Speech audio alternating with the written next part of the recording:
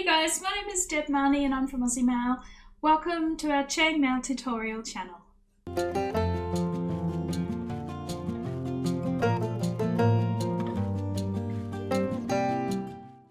Hey guys, a big hi, hello, welcome. I am so pleased to see you here today. Thanks for popping in and spending some time with me. So today I've got a weave tutorial for you. This one's actually for a unit weave, so it'll be quite a quick one. And today we're looking at the Borealis unit. All right guys, let's just jump straight into it. Okay guys, I've made up a couple of samples of the Borealis unit for you. Coming up on the side will be the ring IDs that I used, as well as listed down in the description, but I will run through these quickly for you. Okay, so the large one over here, now each one uses several ring IDs and gauges. This one here, the large rings are 1.6mm, 14 gauge AWG. The rings here are 7/16 of an inch, which is 11.11 millimeters. The connecting rings you can see here are 16 gauge, 1.2 millimeters, 4.75 millimeter ID. And there's a tiny ring in the middle. That one is 18 gauge, 1.0 millimeter wire, 4.25 millimeter ID.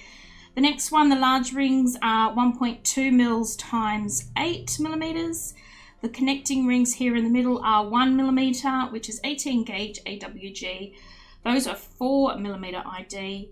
And the tiny one in the middle is 20 gauge, 0.8 millimeters with a ring ID of 3.5.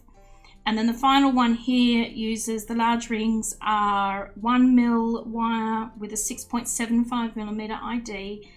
The connecting rings are 0.8 millimeter with a 3.25 millimeter ID, and then the ring in the center, also 20 gauge, 2.75 millimeter ID.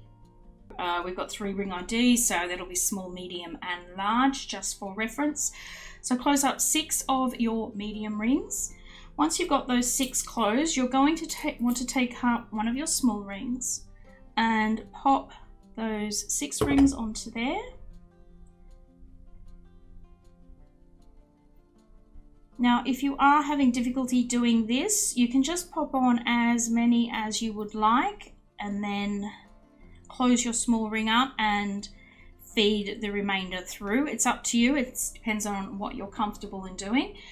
But either way, you will need 6 medium rings coming off a small ring.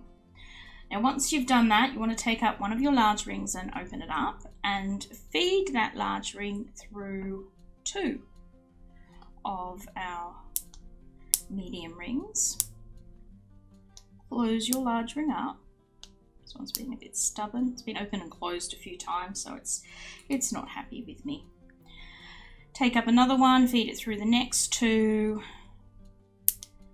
and then of course take up a final large ring and feed it through the last pair of medium rings.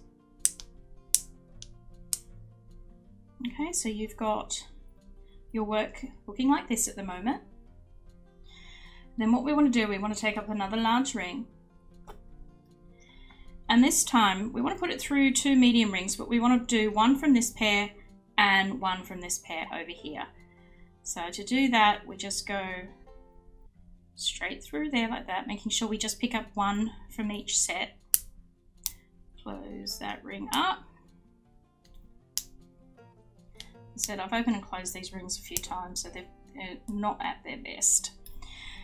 Anyway, so we've got one in place. We do the same to the next pair, taking one ring from that pair there and one from a new pair. Just going straight through, picking them up. Close your ring. And once more, so that we've joined all our medium rings again. Okay, so your work should look like this. Now it's a bit loose at the moment, but don't worry about that. We will tighten it all up eventually. Now we want to flip this over to the other side, and we want to repeat those same steps again. So taking up one of our large rings. We want to go through the same pair of medium rings that we did over here for this ring. So we want to sandwich our original 3 by placing one on each side like that. So just do that all the way around so that you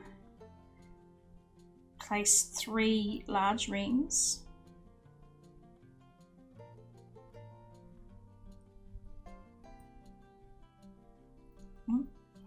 Put that one through the wrong spot. There we go.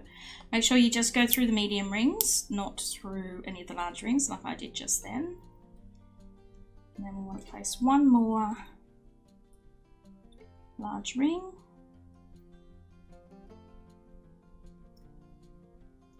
Now the last large ring will be a little bit trickier than the most as everything starts to tighten up, but shouldn't be an issue for you. So we now have got basically 3 layers of large rings in our piece. We've got that layer, middle layer there, which was our original 3 that we started with, and then we've put a layer 1 on each side. Now we want to be able to lock all of that into place, and we do that with our medium rings. So take up a medium ring, and you can see this section just here where our 3 rings all overlap forms a little eye shape. Okay, so we want to put our locking medium rings straight through that eye, making sure we pick up all 3 of our large rings. Okay, so what that looks like is we just take up an opened medium ring. We go through all 3, make sure you pick the 3 of them up, and then we just close that up. Okay, and we want to work like that all the way around our piece until we have locked all our large rings into place by placing a medium ring through each eye.